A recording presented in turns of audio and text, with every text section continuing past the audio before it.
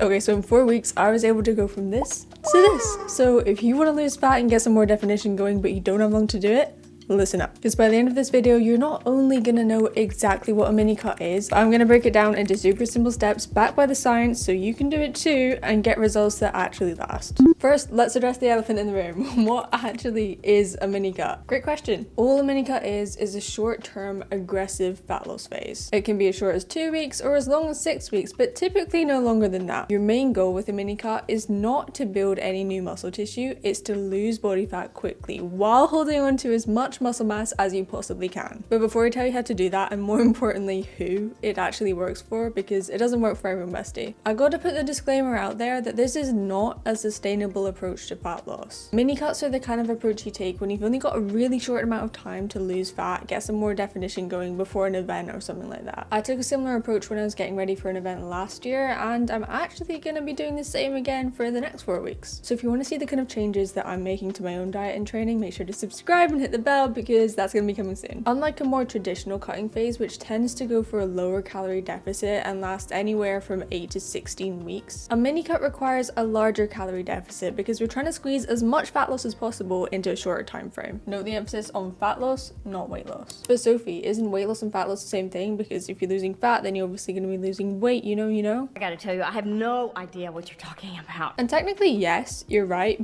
but there is an important caveat. You see, we don't just want to lose weight here, because if your sole focus is on that number on the scale going down and you're not making the necessary changes to preserve your muscle mass, then by the end of your mini cut, you may have lost a lot more muscle than you wanted, and instead of ending up shredded with curves in all the right places like you pictured in your head, you're just gonna look flat. But how do you lose fat and keep the muscle at the same time? It's a balance, bestie, and we're gonna get into it, but the best place to start is how to set up your calories and macros for a successful mini cut. Step 1, calculate your maintenance calories. You need to figure out your TDEE, which is your total daily energy expenditure, which is basically a complicated way of saying the total number of calories you burn in one day. Your TDEE comes from a few different contributors that I was going to go into a whole load of detail about, but I don't want to make things more complicated in this video than they need to be, so the breakdown's here and I'll put the links to the references in the description. Okay, so what you're going to do is go online, I know you know how to do that, find a TDEE calculator, or just use the one I linked in the description. Use your initiative. Shuffle your details in, and that's going to give you an estimate for your maintenance calories. Now, if you're looking at the number it spits out and are like, there is no way I could eat that number of calories without gaining weight. 2,000, 2,200, 2,500, that seems way off. I'm not gonna lie, sometimes the estimates can be a bit off, but if you are thinking that that number is way too high, then what's more likely is that you're probably not really eating at your true maintenance. And for you, I would strongly recommend not doing a mini cut at all until you've got your calories and your metabolism regulated to a healthy level. Like if you're around average height, being able to eat 2,300 to 3,000 calories every single day and for your weight not to change, that might seem like a crazy amount of food, but for most people, if you trust the process of reverse dieting to increase your calories and your metabolic rate, it can actually be a reality for you. So don't click off this video yet, because I still think it's important for you to get this education to have in your toolkit for later on, but right now, doing a mini cut might not be the best idea. And in a second, you'll understand why. Okay, so you have your TDEE. Now you're gonna subtract 500 to 800, even up to 1,000 calories to get into your calorie deficit. I know, 1,000 calories. Seems insane, but hear me out. It's because a mini cut is an aggressive form of dieting, which is not sustainable long term. But if you're eating at your true maintenance, like we mentioned, going into a bigger calorie deficit is going to be more manageable for you. If you think eating at 1,200 calories every single day and maintaining your weight that is normal, then trying to go into a 1,000 calorie deficit is just, it's not smart, bestie. We've got other areas we need to focus on first, and I'll tell you exactly how to approach that at the end of the video. If you want a faster rate of weight loss, or you've got a shorter time frame to do it in, then you'll aim for the higher end of that 500 to 1,000 range. But how do I know if I'm making progress on my mini cut? Great question, and you're about to find out. Okay, so typically we want to be tracking our progress at the gym and at home, but for a mini cut, it can get a little bit tricky. Let me explain. So usually people will tell you to up your weights in the gym over time and track your strength increases. However, when you're doing a mini cut, it's going to be extremely hard for you to increase those weights from week to week, because just think about it, you're supplying your body with dramatically typically less energy than it's used to having. There are a few things we can do with your nutrition to sort of counteract that and make sure you get the best workouts possible on your mini cut, but I'll get into that. At home, there's 3 main things that you want to be tracking. Number 1, progress photos. I know taking progress photos at the start of your journey can be super disheartening, especially if you're not happy with where your body's at right now. But trust me, take the damn progress photos. I mean, take my lean bulking journey as an example. Is my face screaming, oh my goodness, I'm so happy I'm taking this photo? No. And if I were to go back and tell my younger self that I would be putting that photo on the internet, I would probably curl up into a ball and give up there and then. Now, you do not need to share these photos with anyone if you don't feel comfortable doing so. Put them in the hidden folder on your phone. These photos are for future you. So whenever your mind's tricking you into thinking that you've not made any progress, you can go right back and show yourself the proof of just how far you've come. Secondly, it's helpful to track your weight and your measurements. And my top tip for doing these is keep the timing super consistent. Like if on day 1 you get up and you weigh yourself first thing in the morning, and then on day 12 you weigh yourself in the evening, on paper it might not look like you've lost any weight at all. It might even look like you've gained weight. And girl, that could play with your head. But that does not reflect your true progress, because on day 12 you weighed yourself with 3 or 4 more meals in you than you did on day 1. So keep the variables consistent. I'd recommend tracking your weight 1 to 3 times a week, in the morning as soon as you get up, before you eat or drink anything, and after you've been to the bathroom. That can be quite important sometimes. This is going to help you track your progress in the most accurate way, and with that data you can then make your adjustments. We're aiming for a loss of around 1 to 3 pounds per week, or roughly 1% of your body weight per week. So don't go subtracting off another 500 calories just because you don't think you're losing weight fast enough, because that is not sustainable even for the short duration of a mini cut. You know what it is? A recipe for disaster. We want to be a bit more gentle with our adjustments. It's kind of like you're walking a tightrope, right? We're not making one massive adjustment because you're going to fall off. We want to make smaller adjustments in response to those weight changes so that we're not going way too far in one direction. Also, if you're a woman watching this, I want you to keep in mind that your cycle will mean that your weight fluctuates naturally throughout the month as well. Would it be nicer if it was more straightforward and our progress was more linear like guys? Yes. But I don't make the rules. But saying that, it can be super valuable if you're tracking your cycle so you know when to expect those weight increases leading up to your period. The third thing to track is your calories. This is going to allow you to make sure you're consistently sticking to that calorie deficit while hitting your protein goal, which we know is essential if you want to hang on to that precious muscle mass. I've made it super easy for you and linked a calorie tracking app in the description as well, so you have no excuses. But if you don't feel comfortable with tracking because you think it will lead to more obsessive tendencies, then it's highly likely that doing a mini cut itself isn't right for you either. Before we get into how we're going to hold on to as much muscle mass as possible on our mini cut, because we want some structure, we want some definition, we don't want to look flat, we go to chat about recovery. 7 to 9 hours of quality sleep is non-negotiable. I know you know a lot of sleep tips. Cool down your room, make sure it's dark, don't watch YouTube videos at 1 a.m. in the morning. This is going to be your last video, okay? Then you're going to go to bed. Promise? Okay.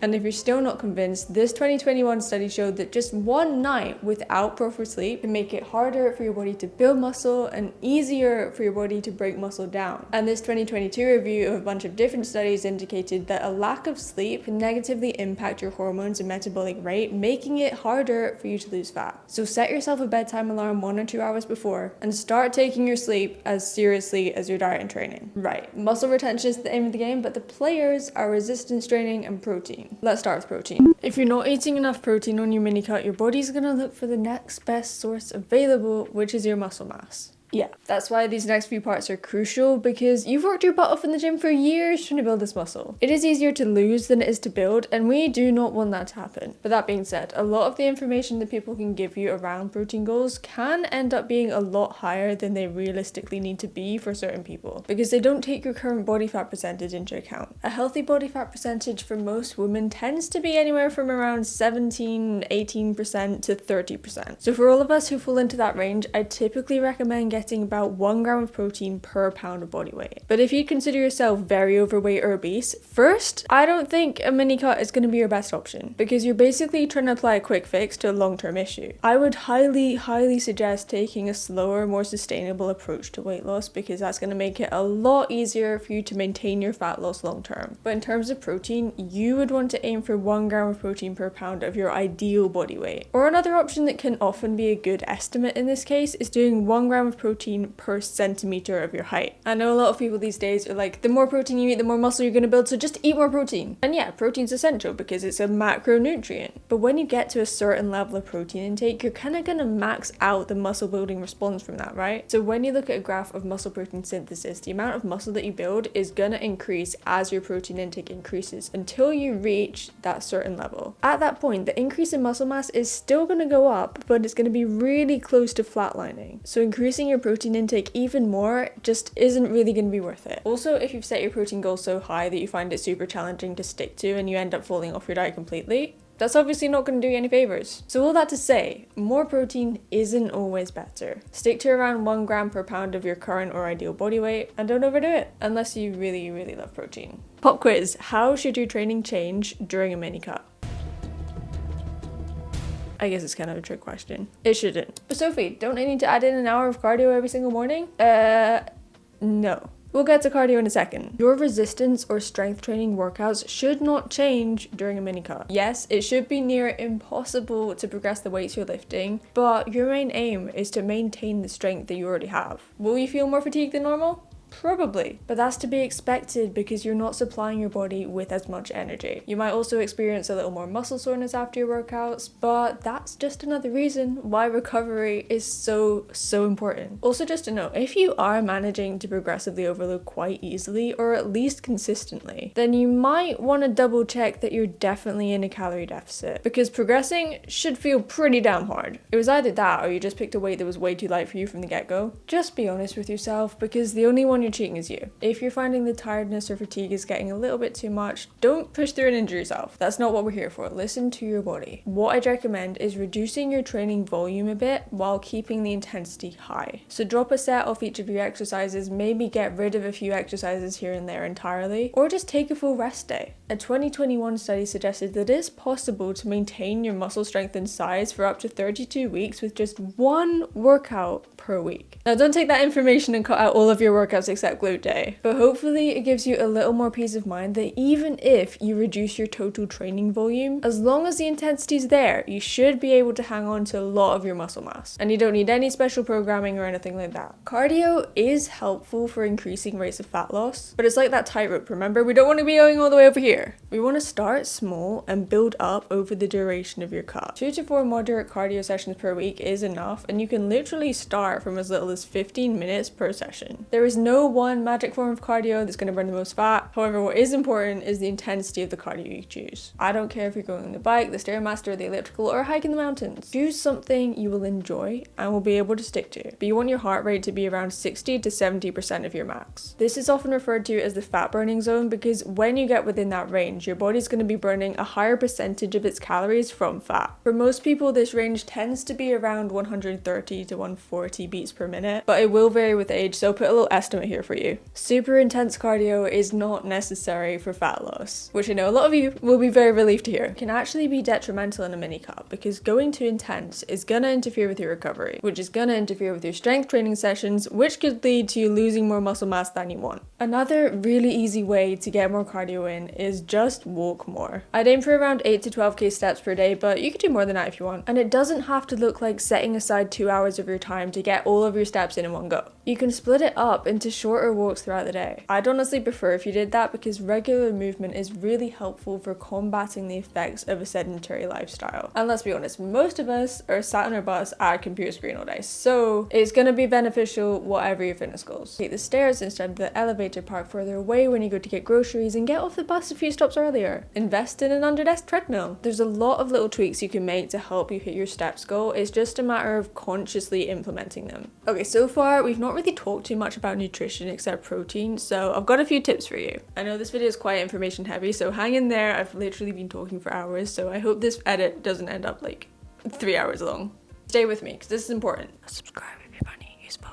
First, make sure you're eating nutrient-dense foods. We don't just want the macronutrients, the micronutrients are important too. So I'm talking colorful fruits and veggies, fiber-rich carbs like oats, rice, sourdough, sweet potato. It can be helpful to think about getting 80 to 90% of your total calories from whole foods and then leaving that 10 to 20% for the treat foods you enjoy. Just so you don't end up being overly restrictive and driving yourself into any vicious cycles during the duration of your mini cut. It's not what we want to do. Number 2 is don't cut out too many carbs or fats. They're both macronutrients for a reason, and you're gonna make your journey a lot easier for yourself if you keep both of them in your diet. Now, I'm not here to start a war with the carnivores, the ketos, or the paleos, right? Those diets can work for some people, but most people see best results with a balanced diet. We need to stop with the fear-mongering around carbs, right? It went too far. Because I also used to think that any kind of carb was super unhealthy, and girl, we're talking about a sweet potato. Carbs are your brain's preferred fuel source, so if you cut them out, along with being in a big calorie deficit, you'll likely experience more brain fog, find it harder to concentrate or do day-to-day tasks, and you won't perform as well in the gym. Carbs are also super important for regulating your hormone levels, especially for women. You don't need to do keto, you don't need to do fasted cardio. Fun fact, even if fasted cardio does allow you to burn a tiny bit more fat, your body compensates by reducing the amount of fat you burn throughout the rest of the day. So there's really no difference. To reduce the fatigue that you're feeling going into your workouts, carb timing can make a big impact. You want to time your most carb heavy meals around your workouts. Pre-workout for energy and post-workout to replenish those glycogen stores and replace the carbs that you burn through during that exercise. Right, there's 4 common mistakes that I see people make most often when it comes to mini cuts, so take notes. Number 1, starting with too low calories. You don't need to dive into 1000 calorie deficit straight off the bat. Start somewhere between 500 and 800, then see how your body responds and make changes off the back of that. Number 2, not calculating your TDEE before you start. I guess this should probably have been number 1.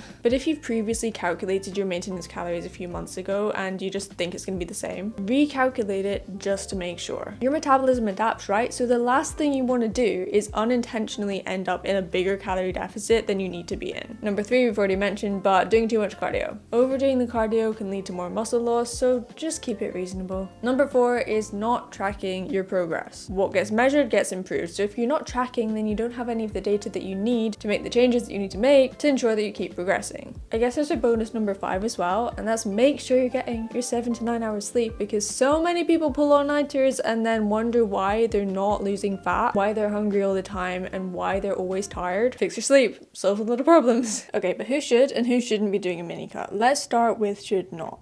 Beginners. If you're a beginner and you jump straight into a mini cut, you don't have the foundations there yet, so there's literally no point. For you, I'd highly recommend working on building that base foundation of muscle mass along with those healthy habits and making sure that your fitness routine is one that you're progressing with and are able to stick with consistently. Mini cuts are for my intermediate to advanced lifters, but don't you worry, because I've got a whole load more beginner friendly videos on my channel and I'll link a few of them in the description. A mini cut is also not a good idea for anyone with or with a history of an ED. Because mini cuts are an aggressive approach to take and they can be super intense, I would not recommend it in this situation. It is crucial that you're going into a mini cut in the right headspace, because if you're not, then you could get stuck in that cycle, and I don't want to be responsible for that. This is one of the main reasons that I was quite hesitant to make this video, because I don't want people taking this information and misusing it, because that is not what this is intended to do. So if you do find yourself struggling with the mental side of things at all, I'd recommend number 1, chatting to someone about it, get some help if you need to. But secondly, if you are trying to lose weight just in a healthier way, I definitely recommend taking a slower, gentle approach to your cut and not diving straight in with such a big deficit. The third person I would not recommend doing a mini cut to is anyone who's not eating at their true maintenance. Because think about it, if you went into 1000 calorie deficit and you're currently eating 1200 calories just to maintain your weight, you're on 200 calories a day, girl, and that is just not sensible. The thing people don't often tell you, or at least they don't make it clear, is that your metabolism is not fixed. So if you lose weight, then your metabolism is likely to slow down because your body's trying to conserve energy, so it's going to make you burn fewer calories, so you don't need to eat as much just to survive. But when you're building muscle, your metabolism's going to speed up because muscle mass needs more calories just to exist on your body, so you're going to have to eat more calories overall in order to maintain your current weight. So there's a few different reasons why you might have got got to the state of having to eat so few calories to maintain your weight, but that doesn't mean it's permanent. It will depend on the situation, but typically what I'd recommend is doing a reverse dieting phase. This is where you're slowly increasing your calories with the aim of building muscle and increasing your metabolism. Just for reference, I maintain my weight at around 2,500 calories, and that should not seem inachievable for you because I don't have the most muscle mass currently, but obviously as I build more, then that is going to go up. So we need to start being okay with the idea that it is okay to eat more than 2,000 calories and maintain your weight at that. We're not kids anymore, and if you're a teen watching this, then you're probably gonna need a lot more calories than you think because you're still growing as well. Okay, but that's just gonna bring me onto the tangent of lean bulking, and I've already got a whole playlist going over exactly how to do that, so if this is you, go and check that out. I left this part till now so I actually had a chance to absorb all the information about mini cuts because I want you to have like the full picture before you jump in and say, okay, this is for me. The main people I'd recommend a mini cut to are intermediate to advanced lifters with good gym and nutritional experience, as well as stable habits around health and fitness and their overall routine. Mini cuts are for people who are wanting to lean out quickly, maybe get some more definition for an event or a holiday or something like that. I don't want people watching this video and thinking, oh, it's a quick fix, I'll just do this and then all my problems will be solved. No. If you've been struggling to lose weight your entire life, doing a mini cut is not going to fix it. I know I say this time and time again, but there are no quick fixes, and although mini cuts might seem like that quick fix, if you're not going into it with the right approach, with the right mindset or the right guidance, then it could actually go quite badly. And I'm not even saying that meaning that you might regain the weight after the event. I'm saying that if you don't take the proper approach to your training and nutrition, then you might not get all of the nutrients that you need. You might end up overdoing it, you might burn out, you might fall into vicious cycles that you can't get out of. So you need to be 100% sure that doing a mini cut is the right approach for you, because it might not be, and that is totally fine. I like to think of mini cuts as just 2 to 6 weeks of really locking in and challenging yourself in a different way. It's not meant to be a long-term solution, but you can get really good results from it. But that being said, if you do need help on your mini cut, it is completely okay to get help, and I would actually recommend it, because if you're not sure if you should actually just be doing a regular cut or a mini cut and you don't really know how to set up your calories and it's all just a bit overwhelming, then having someone to just take that stress off your plate can go such a long way. So if you would like any help on your fitness journey, then I do have more spaces open in my one-to-one coaching, so feel free to go ahead and apply in the description, and I can't wait to help you reach your goals. So thank you so much for watching. I know this video was quite a lot of information, so rewatch it if you have to, take notes, make sure you subscribe so you don't miss the rest of the mini cut series, and make sure you check out this video next because it's a whole load of things that I wish I knew that no one told me when I started my fitness journey. Love you so much, and I'll see you there.